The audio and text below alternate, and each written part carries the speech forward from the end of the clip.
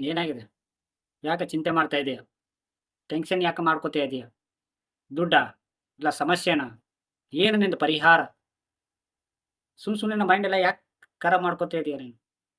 ಕೆಲ್ಸಕ್ಕೆ ಬರೋದು ಇವೆಲ್ಲ ಥಿಂಕ್ ಮಾಡ್ಕೊಂಡು ನಿನ್ನ ಮೈಂಡ್ ಖರಾಬ್ ಮಾಡ್ಕೊಂಡು ನೀನು ಸುಮ್ನೆ ಕುಂತುಬಿಟ್ಟು ಎಲ್ರ ಕೈಲಿಂದ ಹೌದು, ಕೆಟ್ಟೋದು ಅನ್ಸ್ಕೋತ ಯಾಕಿದೀಯ ನೀನು? ಯಾಕೆ ಇವೆಲ್ಲ ಟೆನ್ಷನ್ ಏನು? ಎದ್ರ ಸಲುವಾಗಿ? ದುಡ್ಡಿನ ಸಲುವಾಗಿ ಅಲ್ಲ. ಇವಾಗ ಒಂದು ವೇಳೆ ನಿನ್ನ ಹತ್ರ ದುಡ್ಡೇ ಇದ್ರೆ ಏನೇನ್ ಮಾಡ್ತಿದ್ದೆ? ಹೇಗೆ ಎಂಜಾಯ್ ಮಾಡ್ತಿದ್ದೆ? ಏನ್ ಲೈಫ್‌ನಲ್ಲಿ ಏನ್ ಮಾಡ್ಬೇಕು ಅನ್ಕೋತಿದ್ದೆ? ಯಾವಾಗಾದ್ರೂ ನೀನು ಒಂದು ಸಾರಿ ಆದ್ರೂ ಆಲೋಚನೆ ಮಾಡಿದೀಯಾ? ಕನಸು ಕಂಡಿದೀಯಾ?